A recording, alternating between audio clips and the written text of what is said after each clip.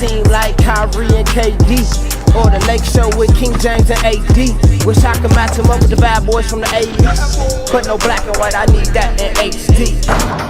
HenDawgz.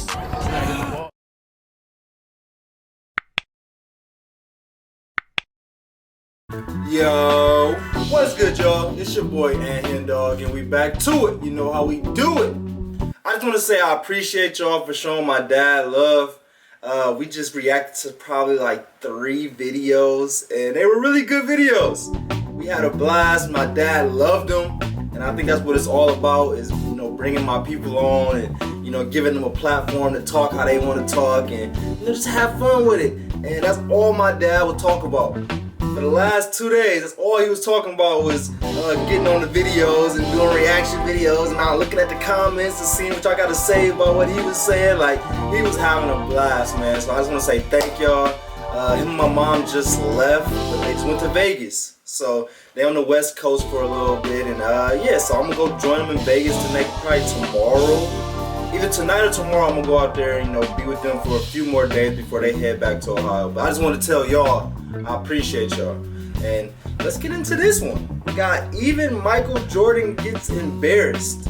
Super rare moments, and I'm sure these are gonna be rare moments because Michael Jordan didn't get embarrassed too often. But I always say, reacting to stuff like this or reacting to, you know, bad Michael Jordan games is what, for me, kind of made me appreciate him more. Because I always say it's all about the bounce back. It's all about how you respond to adversity. Like, they always say, like the real winners is not how you win, like not how much you win, but it's always about how you respond to losing and, you know, respond when stuff isn't going your way. Like, how do you bounce back from that? So we're gonna see how Michael Jordan got embarrassed, and I'm sure he bounced back from these. So before we get into this video, make sure y'all subscribe to the channel. We're on the way to 10K. I just put a poll in my in the community channel on which I think I'm gonna get first: 1,000 videos or 10,000 subscribers. So go ahead and vote on that and let me know which y'all think I'm gonna get first. I really don't care which one I get first because, I mean, it doesn't really matter. I think the 1,000 videos would be good because that's just gonna be me just putting the work in, and the results is gonna show with the work. I'm not too concerned about the subscribers. It's always fun to, you know, say on the road to 10K, on the road to 100K. Like, that's stuff that's out of my control though. I can't force anybody to subscribe. But what I can do, I can put the work in. I can get these videos out. I can have fun with it. So that's what I got control of. So that's what I'm gonna have fun with. So let's get to these 1,000 videos. Forget the 10,000 subscribers. That's just gonna come with it. But yeah, let's get into this video. We got even Michael Jordan got embarrassed. He just posted this too. This video only got 87 views. Like, most of the time when I react to Basketball Time Machine, shout out to Sean David. When I react to his videos, they be having thousands, sometimes even millions of views when I react to him. But this one he just posted probably 10 minutes ago. So I'm on the ball with this one. So yeah, let's get into it. We got even Michael Jordan got embarrassed. Super rare moments. Let's get it.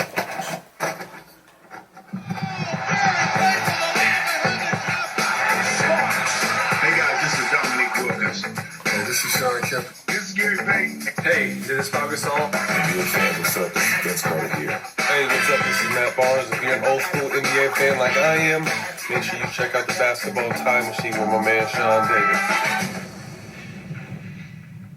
Hey guys, what's good? Welcome back to the Basketball Time Machine. I'm your host, Sean David. Thanks for tuning in. Let's talk some old school NBA basketball. Shout out to Celsius. Now, most of you guys know that Michael Jordan is my favorite player of all time, and I have many videos of him where he dominates. But in today's episode, I want to show you something a little bit different. In today's episode, I want to cover 10 times where Michael Jordan got humiliated or embarrassed or simply did something which wasn't that great. But before we dive into that, I want to give a quick shout out to the Patreons of this episode.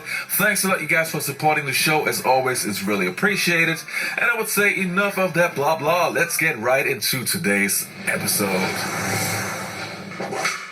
We got 10 times.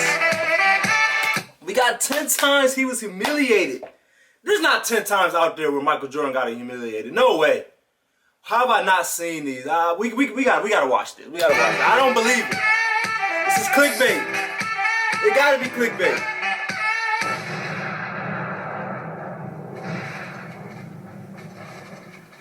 Now the first moment that I want to talk about involves Michael Jordan and Nick Anderson. It is the 1995 NBA playoffs and the Orlando Magic are playing the Chicago Bulls with a Michael Jordan who just had his comeback. MJ, not being himself at that point, had his ups and downs in this series. But there was that one moment that really sticks out in this playoff series. It is game 1 and the game is on the line. Only a few more seconds. And of course the ball goes to Michael Jordan. And then this happens. 91-90 the score. Chicago with the lead with 18 and 1/10 seconds to play. Oh, he took it from me. He took it from me. You gotta know he's trailing you, Mike. You gotta know.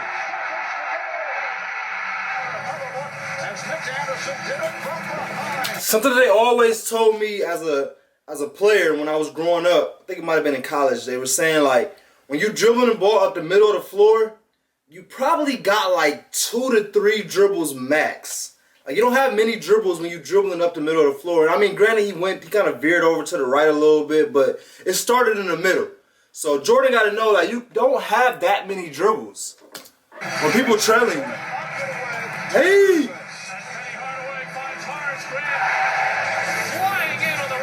As we all know, the Orlando Magic won that series and made it to the NBA Finals. But this was not the only moment that Nick Anderson had on Michael Jordan. MJ, who was always known to be this unblockable guy, especially with his fadeaway jump shot, was guarded by Nick Anderson the following year. And Nick Anderson got the fadeaway jump shot. NBA championship this year. There's that message again, harsh. Okay, Nick Anderson? Not to settle for anything less. Let me know a little bit about Nick Anderson. I know he was the one that, missed some free throws or something and, like, cost the Magic a series one time. But let's not talk about the negatives because we talking about the positives. We talking about the times where he did something good against Jordan. So, y'all, give me a little bit more information on Nick Anderson. Like, what type of player do he remind you of? What was his stats? Like, I know he ain't a Hall of Famer. Was he ever an All-Star? Like, give me a little bit more background on Nick Anderson. Why not? Why not? He's showing up on Jordan, so why not? And it was Chicago native Nick Anderson doing From it. Chicago? What college did he go to? You know, give me a little bit more. A nightmare second half for Michael Jordan. Catching there, and Nick Anderson just timed it. Now the next two moments that I want to talk about involve Hakeem the Dream Olajuwon. Now we all know that Hakeem Olajuwon was one of the best defenders of all time. He was even able to cover a guard. And there were two situations where he really proved that. Now the first one that we're going to take a look at is where Hakeem Olajuwon blocks Michael Jordan 4 times in a single game. Action right side of the move. 4 times? Outside of Curitan into Jordan. Michael Give me that. Pass tipped out of bounds by Houston. The Bulls get the ball with 13 to shoot. This young Jordan right here. What was the ages of Hakeem and Jordan right here, y'all? Let me know. This look like maybe, 86, 85? Jordan looks super young. Hakeem throwing that shit. Left baseline. Underneath pass to Jordan. Michael indeed got fouled. Now, with those 4 blocks in one game, it would not be the only time where Hakeem Olajuwon defeated Michael Jordan. There was another situation where he actually blocked a possible game winner. Let's have a look. Rockets will be playing perimeter defense. Jordan.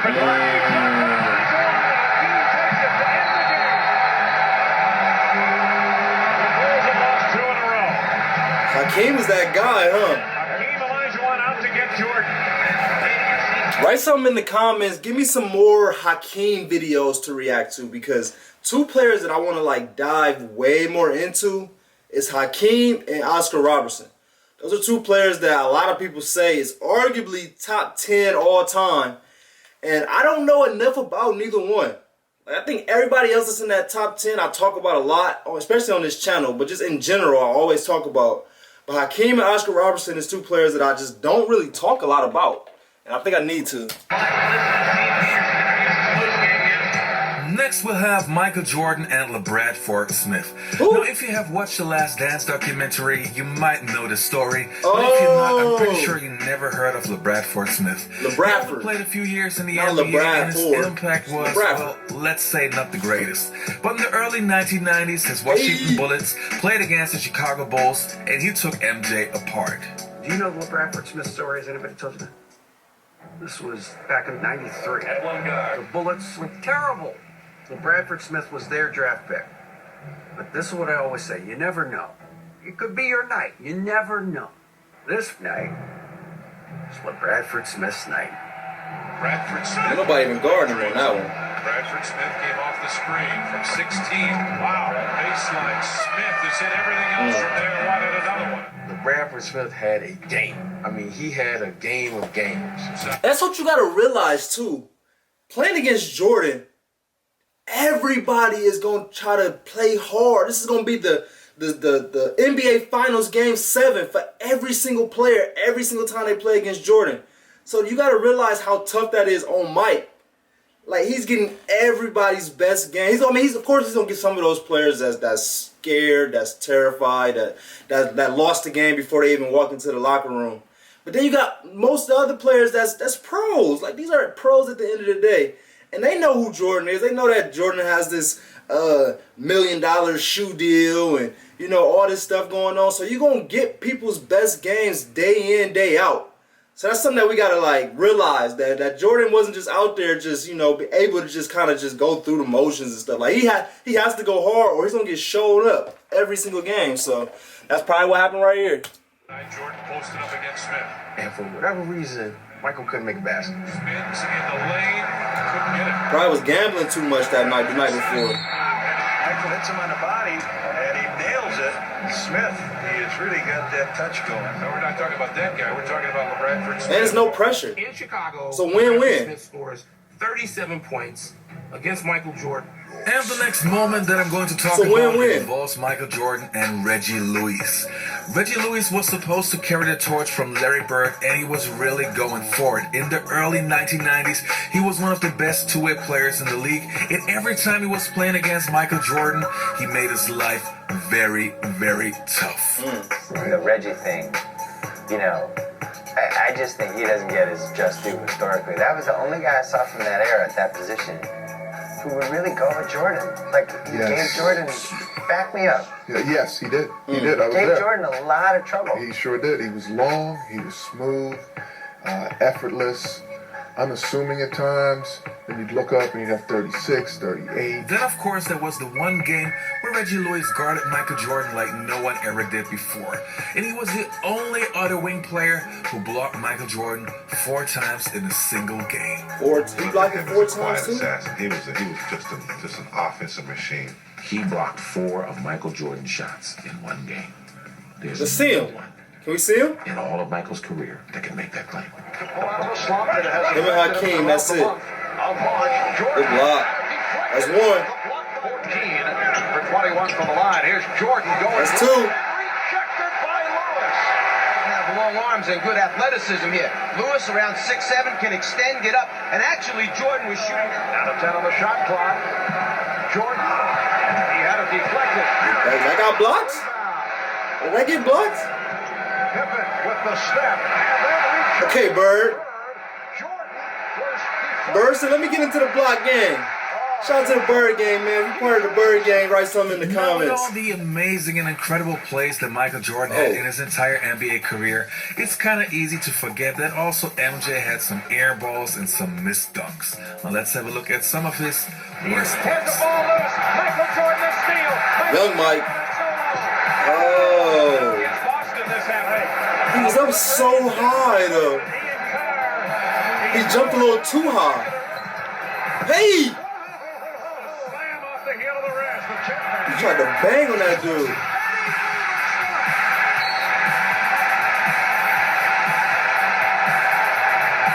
Can't nothing but And the next smile. play that we're going to talk about involves Michael Jordan and okay. Allen Iverson. Okay. As an old school This the NBA one fan, I you should remember. know this one. Allen Iverson was always known for his incredible killer crossover. But if we take a look at his most memorable one, it has to be the one against Michael Jordan.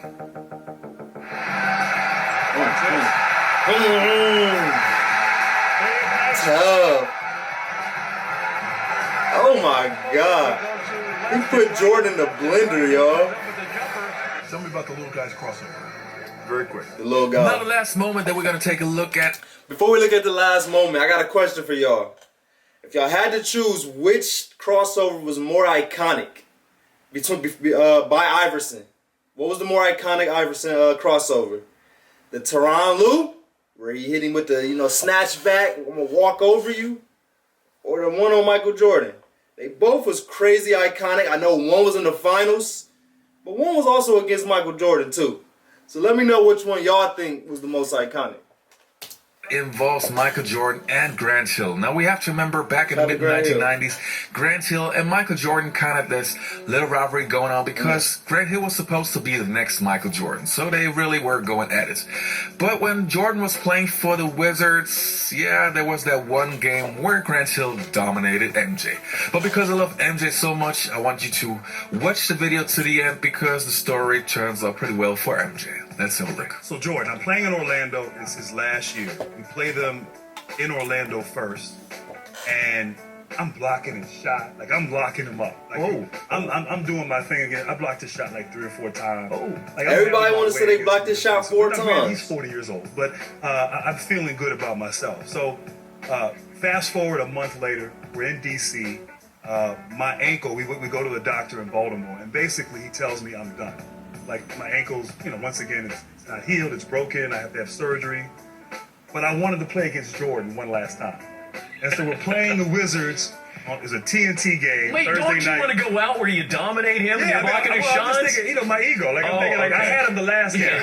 I don't need this left ankle. Just give me some, I only need one ankle. Give me a bunch of Motrin. I'm gonna go out here. And when I tell you, he torched me in that first quarter. Like literally, he gave me 20 points in the first quarter. All right, you guys, that was it for today's episode. I hope you enjoyed the content. Please don't forget to leave a like and subscribe to the channel. And click the... Shout out to Sean David. But that last part right there where Grant Hill was explaining how Jordan bounced back. He said he killed him in the first game. And then he came back and Jordan just hit him with 20 in the first quarter. And that's all about the bounce back. That's the facing adversity. That's what I'm talking about. That's what makes Jordan so great. And I think this video just kind of sums up that he's human. I mean, he's a superhuman, but at the end of the day, he's still a human, man. And you got to appreciate that. But I hope y'all enjoyed that video. I definitely did. Make sure y'all subscribe to the channel if y'all haven't already. Make sure y'all like this video if y'all like this video. And go ahead and write something in the comments. But I'll see y'all next time.